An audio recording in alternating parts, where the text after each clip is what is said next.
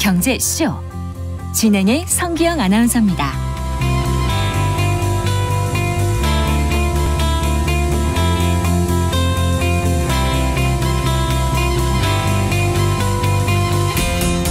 네, 4시 16분입니다. 유대인의 자녀 경제교육법 중에 이런 말이 유명하죠.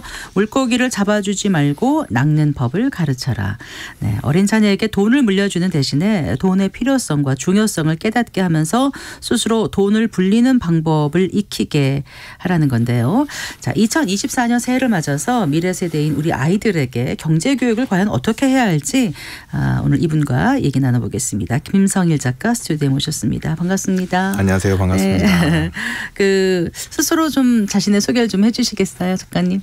네. 네. 저는 마법의 돈 굴리기, 마법의 연금 굴리기 같은 금융 투자서, 재테크서 책을 쭉 써왔고요. 네. 은행 다니다가 지금은 네. 이제 투자 자문사에서 일하고 있습니다. 네, 또 아이들 경제교육 관련해서 강연도 네. 자주 하고 계신 걸로 알고 있는데 어떻게 경제교육에 관심을 갖게 되셨어요? 저도 이제 공대를 나와서 네. 금융에 대해서 잘 몰랐어요. 그래서 이제 우여곡절 끝에 공부를 했기 때문에 사람들이 이제 궁금해하는 점, 제가 공부한 거를 좀 알기 쉽게 풀어서 좀 써서 알려드려야 되겠다라는 생각으로 많이 했고요. 네. 그러다가 보니까 많은 분들이 이제 아이들한테는 이걸 어떻게 교육시켜야 되냐 이런 질문이 굉장히 많으셔서 답변을 해드리다가 그 내용을 모아서 책으로 이제 내게 됐던 겁니다. 네, 그래요. 아이가 있으신가요?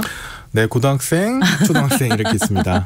경제 개념을 정확하게 좀 이해를 하고 있나요? 궁금해요. 작가님 아이들은요. 네. 계속 반복적으로 계속 얘기해 주는 거죠. 어떻게 네. 얘기를 하세요, 보통 때? 식사를 하다가도 얘기를 하고요. 용돈을 주면서도 얘기를 하고. 그렇군요. 네. 그래요.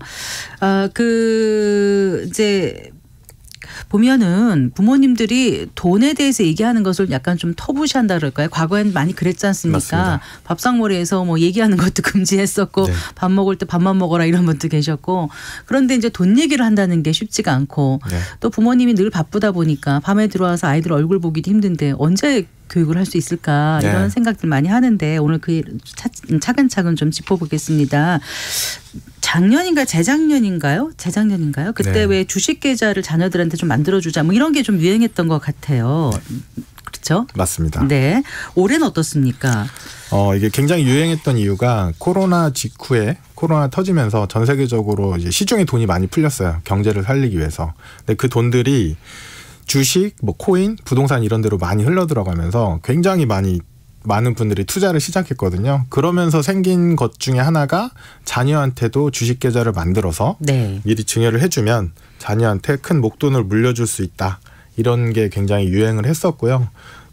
지금도 많은 분들이 여전히 관심을 갖고 계시고 네. 계속 이제 그렇게 자녀 계좌 만들어주고 주식 투자하도록 유도하는 이런 것들이 굉장히 많이 있습니다. 네, 자 일단 새해를 맞아서 아이들에게 경제 교육이라든가 재무 교육을 해야 되는 그 필요성을 좀 먼저 말씀해 주세요. 네, 굉장히 필요한데 왜 필요하냐면 저희 둘째가 초등학생이거든요. 6학년인데 친구들이 이미 주식 투자를 하는 친구들이 굉장히 많아요. 정말요? 네, 그래서 제가 이제 저희 집에 놀러 왔을 때 네. 같이 라면 끓여 먹으면서 얘기를 들어봤어요. 얘기를 들어봤더니 굉장히 위험한 주식들도 많이 하고 있고 네. 굉장히 한두 종목에만 몰빵해서 투자하거나 네. 돈 수백만 원 이상 고액을 이렇게 하는 경우도 많고 그래서 네. 잘 모르고 하는 경우들이 너무 많더라라는 부분이 있고 그러면서 그 얘기를 들어보면 한 종목에 몰빵했다가 네. 2022년에 큰 손해를 본 친구들 사례도 얘기를 해주더라고요. 그래서 투자가 굉장히 만연해 있어요. 네. 근데 투자를 하는 게 잘못된 게 아니라 투자에 대해서 제대로 알고 하는 게 중요하거든요. 근데 이제 어른들도 마찬가지인 게 20년, 21년 굉장한 상승장에 투자 계좌를 만들었어요. 근데 22년에 굉장히 많이 하락했거든요. 그러니까 이제 투자가 너무 어려운 거죠. 그랬다가 이제 고금리 예금들이 나오니까 22년 말에 예금으로 갈아탔는데 네. 23년에 시장이 너무 많이 상승해버린 거예요. 그래서 이제 당황스러운 거죠. 그래서 어른들도 중요하고 아이들도 이미 주식 투자 같은 걸 하고 있기 때문에 네. 이런 것들을 교육해 주는 게 좋습니다. 초등학생이 수백만 원씩을 주식 투자했다니까 좀 놀라운데 뭐 세뱃돈 이런 걸 모은 건가요? 아니면 부모님이 좀 주셨던 건가요? 뭐라고 증여해준 하던가요? 아이들도 있었고요. 아, 그렇군요. 네, 세뱃돈 같은 걸로 하는 아이들도 있었습니다. 네. 그런데 어렸을 때부터 그 큰 돈을 잃어버리는 경험을 하는 게 학습일 수도 있지만 그런 게 이제 그냥 몸에 익어서 자연스럽게 되는 것도 상당히 좀 문제일 것 같다는 생각이 들거든요. 네, 저는 그 아이들이 개별주 투자하는 건 전 그렇게 좋다고 생각하진 않습니다. 왜냐하면 올바로 기업을 분석해서 네. 제대로 투자하면 좋은데 그게 아니라 도박성 있게 투자하는 경우들이 훨씬 많거든요. 네. 이게 오른다더라. 넣어서 돈이 불어났다. 다 이런 차원으로 접근을 하게 되면 네. 단타를 많이 하게 되고 그러면 오히려 안 좋은 습관이 생길 수 있어요. 투자에 네. 대해서. 그런 거는 좀 주의를 할 필요가 있는 것 같습니다. 네.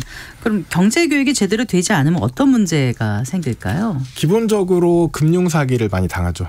그건 성인들도 마찬가지고 아이들도 마찬가지예요. 최근에 청소년 도박 이슈가 굉장히 이슈가 됐었거든요. 네. 그래서 아이들이 이게 도박인지 뭔지 잘 모르고 무료로 뭐 코인을 준다고 하니까 시작했다가 굉장히 큰 이슈가 되기도 하거든요. 네. 그리고 청년층 같은 경우에도 이슈가 많이 됐었던 게 전세 사기 이슈가 굉장히 컸었거든요.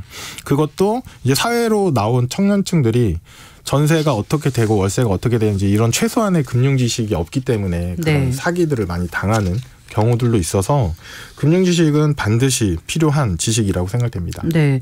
근데 전세 사기 당한 피해자가 목숨을 끊을 정도로 아주 고통스러운 분들이 참 많은 것 같은데 네. 근데 사실 이제 전세 사기 같은 경우는 사실 조금 좀 다르지 않나 싶기도 해서요. 왜냐하면은 네. 아무리 뭐 등기부등본을 띄워보고 다 해도 네. 다 깨끗하다고 생각하는데 네. 뒤통수 맞는 그런 격인 경우도 있어서 그런 거는 금융교육을 받아도 사실 또 사전에 예방하기 쉽지 않은 부분이라 생각도 잠깐 들어서 작정하고 말씀을 드려봤어요. 네. 하면 맞습니다. 네. 네. 자, 그 조금 더 얘기를 해주세요. 그 네. 경제교육이 제대로 되지 않으면 금융사기 당한다는 거 외에 또 네. 어떤 거요? 그거 말고도 실제로 이제 코로나 이후에 서학개미, 동학개미 이런 것들이 굉장히 유행했어요. 그러면서 20, 30대도 굉장히 많이 투자에 참여를 했거든요. 네.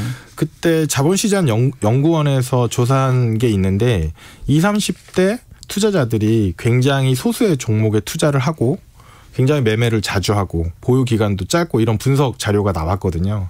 그러면서 20대 신규 투자자의 거래 회전율이 5,000%를 넘었는데 네. 그게 뭐냐면 단순히 거래 비용만으로 투자금의 13%가 비용으로 나간 거예요. 네. 그래서 실제로 수익을 내려면 훨씬 많은 수익을 내야 되고 그리고 이제 주식을 담보로 해서 대출을 받는 그런 대출해서 레버리지, 과도한 레버리지를 이용해서 투자하는 경우들 굉장히 많았고요. 네. 그래서 기존의 투자자들이나 좀 더 나이가 많은 투자자에 비해서 그런 위험한 투자하는 경우가 너무 많았다. 그러니까 제대로 수익 보기도 전에 뭐 정말 빌려서 이렇게 하다 보면은 네. 그냥 손해 보고 팔게 네. 되는 경우도 굉장히 많지 않습니까? 맞습니다. 주식 같은 경우도 그렇고요. 네.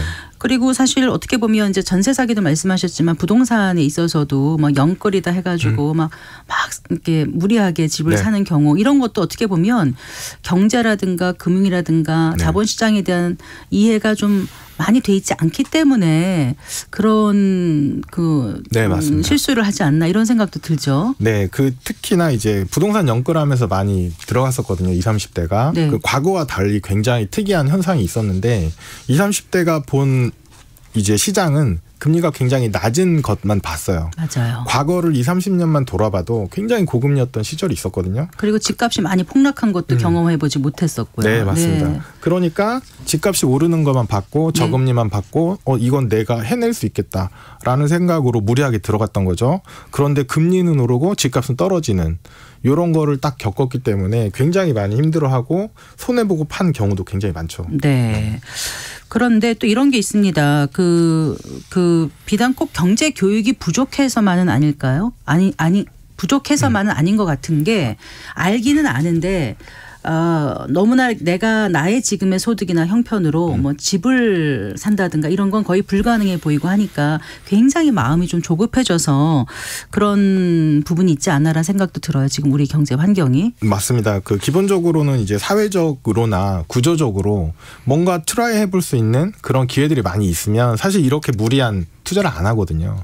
그런데 그런 게 좀 부족하다 보니까 남들이 할 때 나도 따라 들어가야 된다. 네. 뭐 이런 심리로 이제 무리하게 이제 투자하는 그런 경우들이 많이 나오는 것 같습니다. 네. 그래요. 어떤 사회 환경이라는 게 개인이 금방 바꿀 수 있는 건 아니니까 그런 안에서 나는 그럼 어떻게 할 것인가 이제 네. 좀 하나씩 짚어봐야 되는데 일단 우리 아이들의 그 경제 이해도가 어느 정도 되는지 궁금해요. 그런 조사가 있었을까요? 네, 맞습니다. 기획재정부에서 초중 고등학교 학생들을 대상으로 해서 경제 이해력 수준을 조사를 했어요. 경제 이해력 수준을 조사해서 점수를 매겼는데 네. 의외로 초등학생이 가장 높습니다. 65점이고요. 그래요? 네, 중학생은 58점, 네. 고등학생 57점. 이렇게 초등학생이 더 높은 이유가 중고등학교를 가면서 입시 과목 위주로 공부를 하면서 네, 경제 과목이나 이런 거는 선택 과목이거든요. 그러면서 좀 멀리하게 돼서 네. 그런 결과가 나온 거라고 추정할 수 있는데 기본적으로 전체 초중고학생 전체적으로 그 정부의 목표 혹은 교육계의 목표에서는 모자란 과락 수준, 과락이 되는 과락 거예요. 수준으로 나오고 있습니다. 네, 네. 그러니까 과락이면 거의 뭐 한 60% 미치는가요? 네, 맞습니다. 네. 그렇군요. 그럼 어디서 그 경제 지식을 얻는다고 하던가요? 기본적으로 이제 그런 경제나 금융에 대한 지식을 뉴스, TV 방송, 유튜브, SNS로 굉장히 많이 얻고 있어요. 50% 가까이가 그런 곳으로 얻기 때문에 제대로 된 그 절차에 맞는 수준에 맞는 그런 교육을 못 받고 있다. 이렇게. 그럼 학교나 가정에서는 그 경제 지식을 습득한다는 대답이 좀 적었나 보죠? 그렇죠. 그럴 수밖에 없는 게 학교에서는 이 금융이나 경제를 가르치기에 시간 배분이 굉장히 적고요. 그리고 의무 교육이 아니다 보니까 선생님들도 한계가 있고요. 그리고 가정에서도 부모님들도 학교를 다니면서 금융경제 교육을 제대로 받아본 적이 없어요. 네. 그러니까 아이들한테 이걸 제대로 가르치기가 한계가 많은 현실인 것 같습니다. 네. 자, 이제 그 부모 입장은 그러면 알긴 알아요. 경제 교육을 시켜야 될 것 같은 막연한 생각은 드는데 과연 언제부터 해야 될 것인가? 몇 살부터 시키는 게 좋아요? 네, 뭐 자료나 논문을 찾아보면 4-5살 정도부터 돈의 개념을 안다고 해요. 네. 그래서 이제 그 나이부터 그런 돈의 개념에 대해서 부모가 계속 가르쳐 줘야 되거든요. 실제로 아이들이 소꿉놀이 하는 걸 보면 뭐 마트 장난감 같은 것들이 있어요. 그래서 계산하고 이제 부모가 했던 것들을 봤기 때문에 그런 식으로 하면서 금융을 이제 실제로 접하게 되거든요. 네. 그래서 굉장히 어렸을 때부터 금융을 교육을 해주는 게 좋다라고 알려져 있고요. 실제로 가장 금융교육을 잘한다고 알려져 있는 유대인들 같은 경우에는 굉장히 어린 나이부터 그거를 직접 가르친다고 합니다. 네. 결국 아이들 경제 교육은 이제 가정에서 이른 나이부터 그 부모의 역할이 얼마나 중요한지를 알 수는 있을 것 같은데 막상 무엇을 어떻게 시작해야 될지 모르는 분들도 많으실 것 같아요. 구체적으로 어떻게 하면 돼요? 네, 그 기본적으로는 부모님도 굉장히 부담스러워하세요. 제가 직접 상담해본 경우들도 그런데 본인이 아는 것들, 본인이 겪은 것들을 그냥 가볍게 얘기를 해주시면 되거든요.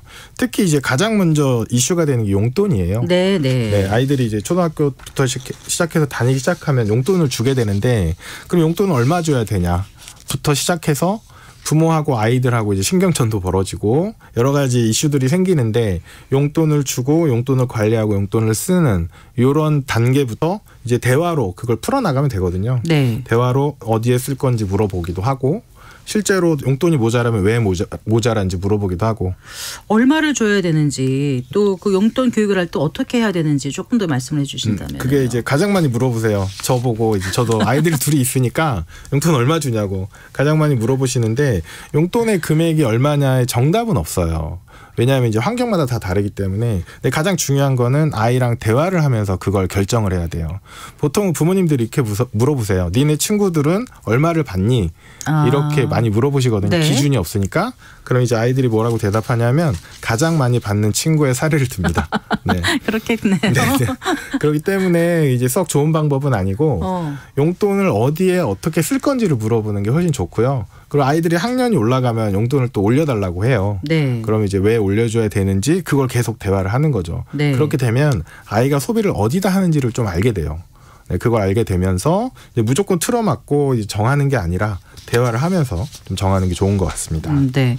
용돈을 내가 관리해 줄게 이런 건 안 되는가요? 어떻습니까? 기본적으로는 자녀가 스스로 관리하게 하는 게 가장 좋습니다. 그래야지 아이가 자기 돈이라는 개념이 이미 있거든요. 네. 아주 어릴 때부터. 그래서 이거를 아낄지 어디에다 쓸지 이런 걸 하는데 만약에 부모님이 계속 돈을 이렇게 주게 되면 아이가 한없이 요청을 하는 경우들이 있기 때문에 네. 아이가 스스로 관리하도록 하는 게 좋은 것 같습니다. 네.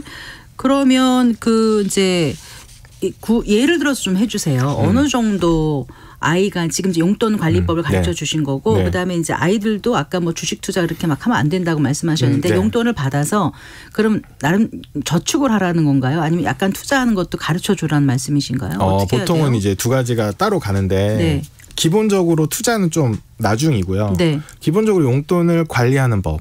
그러니까 어른들하고도 동일하거든요. 내가 한 달에 얼마를 벌고 얼마를 쓰는지를 아는 게 재테크의 가장 기본이에요. 그렇죠. 그러니까 아이들도 우리 용돈은 이렇게 정했어.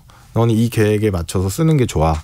라고 알려주고 실제로 쓰다 보면 더 많이 쓰기도 하고 덜 쓰기도 하는데 그걸 스스로 겪게 하는 게 굉장히 중요합니다. 네. 그래서 그걸 겪어보고 용돈이 부족하다라고 하면 왜 부족한지 같이 얘기 나누고요. 그리고 아이들이 또 뭐 장난감을 사거나 뭐 게임기 같은 걸 사고 싶어 해요. 네. 그런 것도 그게 얼마인지 왜 필요한지 어디 사이트가 더 저렴한지 이런 것들을 같이 의논하면서 찾아보는 이런 거를 부모랑 계속 같이 하게 하는 게 금융교육하는데 굉장히 도움이 많이 된다고. 네. 그리고 아이를 위해서 어느 정도씩 이제 투자라든가 이렇게 해가지고 아이가 학교 갈 대학에 들어갈 때쯤 돼서 성인이 될 때쯤에 어느 정도의 그 종잣돈을 마련해준 네. 어떤 목표를 갖고 한다는 거 그런 네. 것 좀 예를 들어서 말씀해 주시면 좋을 것 같습니다. 일단은 가장 중요한 거는 아이들이 이제 명절 때 용돈 받거나 네. 세뱃돈 같은 걸 받잖아요. 그걸 부모가 이제 엄마한테 맡겨라고 하고 가져가는 거는 좀 안 좋아요. 왜냐하면 엄마한테 맡겼는데 어느 순간 내 돈이 하나도 없어졌다는 걸 아이들이 알게 돼요. 저도 어렸을 때 같은 경험을 했는데 그러면 이제 금전 문제에 대해서 부모하고의 신뢰가 좀 떨어지거든요. 그래서 기본적으로 만약에 부모가 관리를 해주게 되면 반드시 기록을 해놔야 됩니다. 네. 언제 얼마를 받았고 부모가 어떻게 굴리고 있고 저희 집 같은 경우에도 제가 다 관리를 하고 있어요. 그런데 실제로 어디에 어떻게 투자되어 있는지 얼마를 네가 저축했고 지금 현재 얼만큼 불어났는지 이런 것들을 계속 설명해 줍니다. 계속 설명해 주면 자연스럽게 뭐 주식, 채권, 달러 이런 용어들도 계속 익숙해지기 때문에 네. 그런 식으로 해서 관리해 주는 게 좋고요. 부모님들이 되게 욕심을 가지시는 분들도 있어요. 뭐 굉장히 큰 금액을 증여를 해주고 싶어 하시는 분들도 있고 네. 한데 네. 일단은 돈이 없어서 증여를 못 해주는 걸 속상해 하시는 분들도 있어요. 그런데 굳이 속상해 하실 필요는 전혀 없고 아이들의 용돈과 세뱃돈 요거만 잘 모아서 관리를 해주시고 그런 관리하는 모습을 보여주기만 해도 굉장히 큰 교육이 되거든요. 네. 그거부터 좀 시작해 주시면 좋을 것 같아요. 네. 그리고 내 아이를 위한 마법의 돈 굴리기의 저자시잖아요. 네네네. 그러니까 예를 들어 한 달에 얼마를 넣어서 어느 정도 만들 수 있다. 이런 예를 좀 주신. 네네. 네. 그래서 그 목돈을 만들어주고 싶어하는 부모님들이 굉장히 많으셔가지고 질문도 많이 하시고 대화를 많이 하다 보면 보통은 뭐 적금에 10만 원. 청약통장 10만 원 이렇게 넣으세요. 그럼 좀 굉장히 많으시더라고요. 그래서 한 달에 20만 원 정도는 아이를 위해서 저축할 수 있겠구나. 거기에서 추가적으로 이제 보통 자녀 양육 수당들을 많이 받거든요. 그 수당 받은 거에서 10만 원 정도 더 추가하면 한 달에 약 30만 원 정도를 네. 아이 계좌에 넣게 되면 매달 30만 원씩 넣고 자산 배분 투자가 이제 위험도 낮고 적절할 수익을 준다고 알려져 있어요. 그렇게 해서 한 7% 정도의 수익을 내면 35세 정도 됐을 때 5억 원 정도를 만들어서 줄 수 있습니다. 몇 세부터 해가지고요? 네, 태어났을 때부터. 그럼 총 원금이 얼마나 들어가는 걸까요? 총 원금이 1억 2,600만 원이 들어가는 거고요. 네. 그 35세 때 잔고가 5억 4천만 원 정도. 그게 가능해요? 충분히 가능합니다. 7%의 수익을 올린다라고 가정했을 때. 네네네. 그럼 30만 원이 부담되시는 분들은 한 뭐 10만 원씩을 한다. 그러면 한 3분의 1 정도로 딱 생각하면. 3분의 1이면 되고요. 네. 그리고 생각보다 지금 30만 원은 굉장히 부담스러울 수 있는데 이게 인플레이션이 있잖아요. 네. 그리고 향후에 30만 원은 굉장히 적은 금액이거든요. 그리고 아이가 태어났을 때 이제 9살까지는 정부에서 지원금이 나오기 때문에 네, 10만 원씩 나오는 거 이용해서 좀 보태서 하시면 되고요. 부담스럽다고 하시면 정말 딱 10만 원씩만 해주셔도 충분합니다. 네. 그러니까 여윳돈이 많지 않은 일반 평범한 부모들에게는 지금 말씀하신 것처럼 큰 액수를 한 번에 뭐 증여하거나 이런 게 아니라 네.